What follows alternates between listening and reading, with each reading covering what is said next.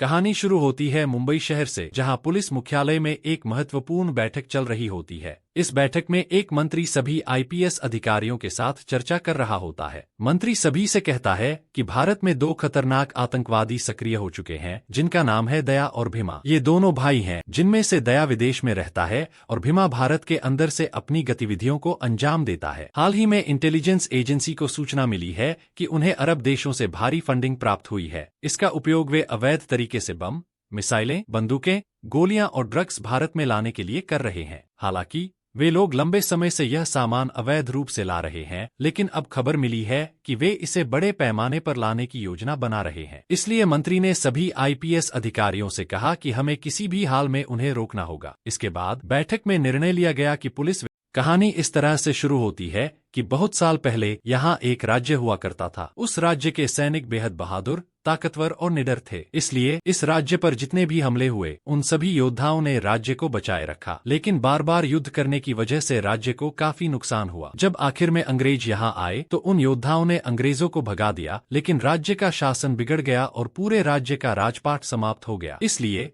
जब राज्य खत्म हुआ तो वे सभी योद्धा जो राज्य की रक्षा करते थे, अपने परिवारों के साथ गांव बसाने लगे। उन्होंने मिलकर 4 गांव बसाए और हर गांव में एक योद्धा पूरे गांव का नेता बनता था। हालांकि अब क्योंकि राजपाट खत्म हो चुका था और उनके पास कोई आमदनी का जरिया नहीं था, तो गांव के लोग पानी में उतरकर मछलियां पकड़ने लगे और उसी से अपनी जिंदगी चलाने लगे। समय के साथ हालात और बिगड़ते चले गए और पीढ़ी दर पीढ़ी चारों गांव और गरीब होते चले गए। लेकिन फिर एक दिन चारों गांव का समय बदला और यह बदलाव आज से ठीक 12 साल पहले हुआ। सिंगप्पा बताता है कि 12 साल पहले हमारे गांव में 2 लोग आए थे, जिनके नाम मुरुगा और डीएसपी तुलसी थे। डीएसपी तुलसी का किरदार अभिमन्यु सिंह निभा रहे हैं और मुरुगा का किरदार मुरली शर्मा निभा रहे हैं। सिंगप्पा बताता है कि 12 साल पहले मुरुगा और डीएसपी तुलसी ने हमारे गांव के लोगों को काम दिया। असल में हमारे चारों गांव के लोग बेहद ताकतवर और बहादुर थे, इसलिए वे ऐसे काम कर सकते थे जो और कोई नहीं कर सकता था। मुरुगा और डीएसपी तुलसी ने इसी बात का फायदा उठाया। मुरुगा अवैध काम करने वालों के साथ मिला हुआ था और वह विदेशों से बहुत सारे बम, मिसाइल, बंदूक और खतरनाक चीजें भारत में लाता था। लेकिन चूंकि बंदरगाहों पर तट रक्षकों द्वारा पकड़े जाने का खतरा रहता था, मुरुगा ने गांव के लोगों को यह प्रस्ताव दिया कि वे उसके अवैध सामान को बंदरगाह पहुंचने से पहले ही समुद्र में उतार दें। इसके बदले में मुरुगा ने गांव वालों को काफी पैसे दिए, जिससे वे इस काम को करने के लिए राजी हो गए। इसके बाद सिंगप्पा आईपीएस अजय को देवरा की कहानी बताना शुरू करता है। वह बताता है कि 12 साल पहले जब यह सिलसिला शुरू हुआ, तब हमारे गांव का नेता देवरा था। बाकी 3 गांवों के नेता थे भैरा, कुंजरा और रयप्पा। इन चारों गांवों के नेताओं ने मिलकर अपने आदमियों को एकत्रित किया और मुरुगा के कहने पर उसका काम करना शुरू कर दिया। आगे सिंगप्पा की कहानी में हमें देवरा के परिवार के बारे में पता चलता है। देवरा की पत्नी, उसकी माँ और एक 12 से 13 साल का बेटा है। साथ ही देवरा की पत्नी गर्भवती होती है, जिससे आगे चलकर देवरा को एक बेटी भी होती है। देवरा अपनी परिवार के साथ अपनी जिंदगी में बेहद खुश था और जो काम देवरा और उसके लोग कर रहे थे, उससे उन्हें अच्छा पैसा मिल रहा था। इस वजह से चारों गांव की जिंदगी भी अच्छी चल रही थी। लेकिन कहानी में आगे हमें पता चलता है कि भैरा यानी सैफ अली खान का किरदार देवरा से बेहद जलता है। इसकी वजह यह है कि देवरा के अपने गांव में काफी आदर और इज्जत थी, जो भैरा को चुभती थी। देवरा के साथ बाकी के तीनों गांव भी उसकी बहुत इज्जत करते हैं। हर साल चारों गांव मिलकर एक खास पूजा करते हैं, जिसका नाम है शस्त्र पूजा। इस पूजा में हर गांव से 2-2 योद्धा भाग लेते हैं और जिस गांव का योद्धा सबसे अंत तक टिकता है और बाकी सभी को हरा देता है, वह प्रतियोगिता जीत जाता है। जो भी यह प्रतियोगिता जीतता है, उसे इनाम के तौर पर उनके पूर्वजों के हथियार मिलते हैं, जिन्हें उनके पूर्वजों ने युद्धों में इस्तेमाल किया था। ये हथियार जीतने वाले के घर में रखे जाते हैं और ये उनके लिए सम्मान की बात होती है। यहाँ पता चलता है कि पिछले कई सालों से शस्त्र पूजा की प्रतियोगिता देवरा ही जीतता आ रहा है। इसी कारण से भैरा देवरा से बहुत जलता है, लेकिन वह हमेशा ऐसा दिखाता है कि वह देवरा का दोस्त है। कहानी में आगे हमें पता चलता है कि देवरा के गांव में एक लड़का है, जिसकी उम्र 15 से 16 साल है। यह लड़का पढ़ाई करने के लिए बाहर शहर जाता है और अक्सर अपने गाँव और शहर के बीच बस से आना जाना करता है। एक दिन जब वह लड़का शहर से पढ़ाई करके वापस गाँव लौट रहा होता है, तभी कुछ आतंकवादी उसकी बस को घेर लेते हैं। वे बस को बम से उड़ा देते हैं और जो भी यात्री बचे होते हैं, उन्हें गोली मार देते हैं। जब उस लड़के की मृत शरीर देवरा के गांव पहुंचती है, तो देवरा को बड़ा धक्का लगता है, क्योंकि लड़के के पिता पहले ही मर चुके थे। यह घटना देवरा को बहुत दुखी कर देती है। तभी मुरुगा और डीएसपी तुलसी देवरा और बाकी गांव के नेताओं से मिलने आते हैं और बताते हैं कि अगले दिन उन्हें अगला माल उतारना है। लेकिन यह सुनकर देवरा मुरुगा और डीएसपी तुलसी से कहता है कि उन्हें इस काम को कुछ दिनों के लिए रोक देना चाहिए, क्योंकि इस समय तट रक्षक अधिकारी कोस्टल गार्ड ऑफिसर्स की सख्ती बहुत बढ़ गई है और पकड़े जाने का खतरा काफी ज्यादा है। जैसे ही देवरा यह बात कहता है, हम देखते हैं कि भैरा और कुंजरा कहते हैं कि अगर देवरा नहीं आना चाहता तो वह न आए, वे बिना उसके भी इस काम को कर लेंगे। लेकिन रैप्पा जो चौथे गांव का नेता है, देवरा से साथ आने की विनती करता है और कहता है कि अगर देवरा साथ होगा तो वह उन्हें किसी भी मुसीबत से बचा लेगा। रैप्पा की बात सुनकर देवरा मान जाता है और सब अपने काम के लिए निकल पड़ते हैं। लेकिन अब तट रक्षक अधिकारियों की सख्ती बहुत बढ़ चुकी थी, इसलिए इस बार जब वे पानी के अंदर होते हैं तो कई तट रक्षक अधिकारी वहां होते हैं और वे सभी को पकड़ लेते हैं। जब वे पकड़े जाते हैं तो तट रक्षक अधिकारी में से जो सबसे सीनियर होता है वह देवरा और उसके साथियों से कहता है कि वह उन्हें पहचानता है, क्योंकि वह भी आसपास के इलाके का रहने वाला है। उसने सुना था कि उनके पूर्वज बहुत बहादुर और बड़े योद्धा थे, जिन्होंने अपने देश को बचाने के लिए हर बाहरी ताकत का सामना किया था। लेकिन अब वह यह देख रहा है कि उन्हीं योद्धाओं के बच्चे चोरी कर रहे हैं और ऐसे स्मगलरों और अपराधियों का साथ दे रहे हैं जो देश को ही बर्बाद कर रहे हैं। फिर वह अधिकारी सभी कंटेनर खोलता है और दिखाता है कि उनमें बंदूकें, बम, हथियार और अन्य खतरनाक चीजें हैं जिन्हें अवैध रूप से देश में लाया जा रहा था। देवरा जब यह सब सुनता है तो वह समझ जाता है कि वह अधिकारी सही कह रहा है। वह अपने गांव के लड़के की मौत को याद करता है जो इन हथियारों के देश में आने के कारण हुई थी। इसी वजह से देवरा अपने मन में तय करता है कि वह अब यह सब काम छोड़ देगा। लेकिन तभी भैरा, कुंजारा, रैप्पा और बाकी सारे लोग अचानक से तट रक्षक अधिकारियों पर हमला कर देते हैं। देवरा यह देखकर अपने लोगों के खिलाफ हो जाता है और उन्हें ऐसा करने से रोकता है। वह अपने सभी लोगों से कहता है कि चलो हम अब यहाँ से निकलते हैं। इसके बाद वे सब कंटेनर को अपनी नावों पर डालते हैं और वहाँ से निकलने लगते हैं। लेकिन जाने से पहले भैरा तट रक्षक अधिकारियों से वादा करता है कि अब से वह ऐसा कोई काम नहीं करेगा, और जब बात उसके गांव के लोगों की आती है तो वह उन्हें भी ऐसा कुछ नहीं करने देगा। इसके बाद भैरा अपने सभी लोगों के साथ गांव लौट आता है। जब वे वहां पहुंचते हैं तो मुरुगा और डीएसपी तुलसी वहां आते हैं और देवरा से अपना सामान मांगते हैं। लेकिन देवरा उनके सामने उनका सारा सामान नष्ट कर देता है और उन्हें कहता है कि अब से वे लोग उसका कोई काम नहीं करेंगे। इसके साथ ही देवरा चारों गांव में घोषणा करता है कि अब से सिर्फ वह ही नहीं बल्कि चारों गांव का कोई भी आदमी उनके साथ नहीं देगा और मुरुगा के कहने पर किसी भी अवैध सामान को समुद्र से नहीं उतारेगा। देवरा की इस घोषणा के बाद उसका गांव और रैप्पा का गांव उसका समर्थन करते हैं, लेकिन भैरा और कुंजारा के गांव वाले उसका विरोध करते हैं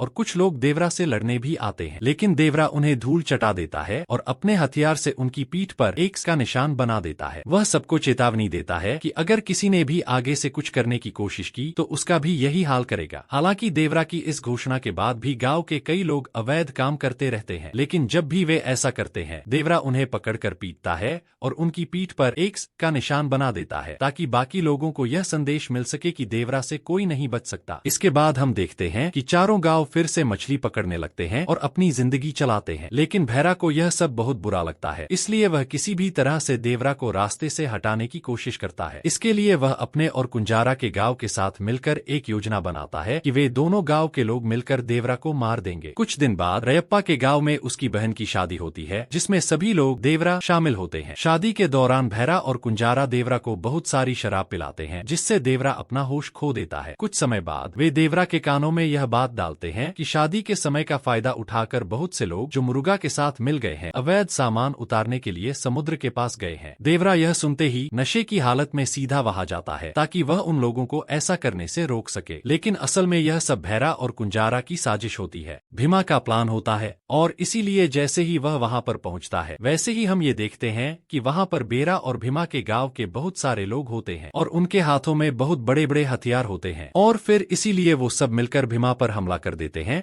और उसे जान से मारने की कोशिश करते हैं। लेकिन भीमा एक बहुत ही शक्तिशाली योद्धा होता है और इसीलिए वो नशे की हालत में भी उन सबको मार देता है। अगली सुबह हम ये देखते हैं कि चारों गांव के लोगों को इस बारे में पता लग जाता है और इसीलिए वो सब लोग वहीं पर आते हैं जहां पर रात को भीमा ने उन सब लोगों को मारा था। यहाँ पर आने के बाद ही सब लोग ये देखते हैं कि जिन जिन ने भी भीमा पर हमला किया था उन सब की वहां पर लाशें पड़ी होती हैं और निशानी के तौर पर उनके पीठ पर कुल्हाड़ी बनी होती है। इसके साथ ही वहीं पास के एक पत्थर पर कुछ शब्द लिखे होते हैं और जब गांव के लोगों ने पढ़ते हैं तब हमें ये पता लगाता है कि वो असल में भीमा ने लिखा है। उन शब्दों को पढ़कर हमें ये पता लग जाता है कि भीमा अब गांव छोड़कर चला गया है और इसीलिए अब से वो दूर रहकर ही चारों गांव की निगरानी करेगा और आगे से जो भी फिर से इलीगल काम करने की कोशिश करेगा भीमा उन सबको भी जान से मार देगा, बिल्कुल उसी तरह से जैसे उसने उन सबको मारा है। अब हालांकि ये सब होने के बाद भी गांव के काफी सारे लोग फिर से वो इलीगल काम करने की कोशिश करते हैं, लेकिन वो लोग जितनी बार भी ऐसा करने की कोशिश करते हैं उतनी बार भीमा उन सब का वही हाल करता है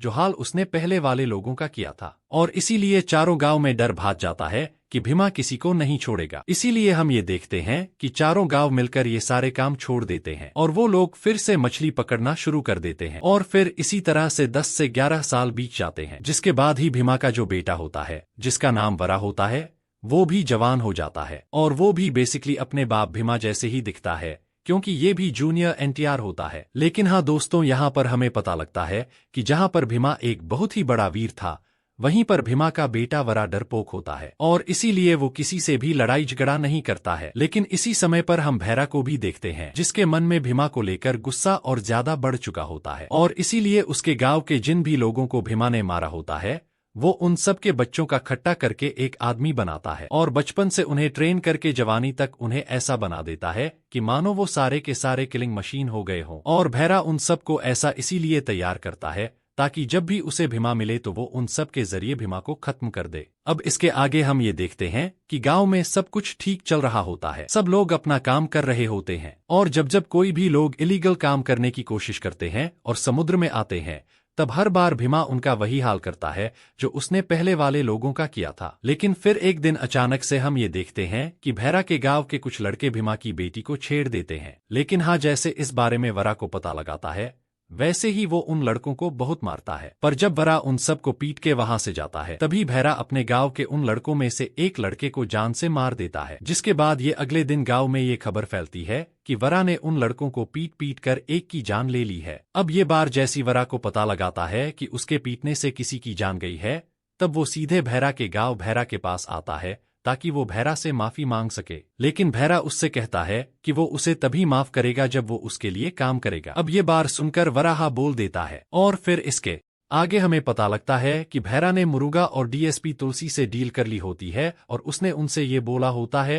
कि अब उसके जो लड़के हैं वो इतने ज्यादा तैयार हैं कि अब अगर देवरा उनके सामने आता भी है तो वो लोग देवरा को जान से मार देंगे। और फिर इसके लिए वो लोग कंसाइनमेंट को लेने के लिए पानी उतारते हैं और इस बार भैरा उन सब के साथ देवरा के बेटे भीमा को ही भेजता है और वो भीमा से कहता है कि अब उसका बाप देवरा उसे दिखे तो उसे देवरा को मारना पड़ेगा। अब इन सब के बाद ही जैसे वो लोग पानी में आकर कंसाइनमेंट उतारने लगते हैं वैसे हम ये देखते हैं कि कोई उन पर हमला कर रहा है और कोई उन सब को पानी में खींच खींच कर मार रहा है। और जब दूसरे लोग उन सब को खींच कर बाहर निकाल रहे हैं तब वो लोग ये देख पाते हैं कि जिन जिन लोगों को पानी के अंदर खींचा गया था उन सब की पीठ पर एक्स बना हुआ है और इसलिए ये सब देखकर वो लोग ये समझ जाते हैं कि शायद देवरा यहाँ पर आकर उन सब के साथ ऐसा कर रहा है। लेकिन फिर यहीं पर एक बहुत बड़ा खुलासा होता है और वो खुलासा ये होता है कि वहाँ पर देवरा नहीं होता बल्कि देवरा का बेटा भीमा ये सब कर रहा होता है। और फिर जब वो उन सारे लोगों की पीठ पर एक्स बना देता है और उन्हें बेहोश कर देता है तब वो उन सब को शिप में डालकर तट पर ले आता है और तब उसे वहाँ पर मिलने आते हैं प्रकाश राज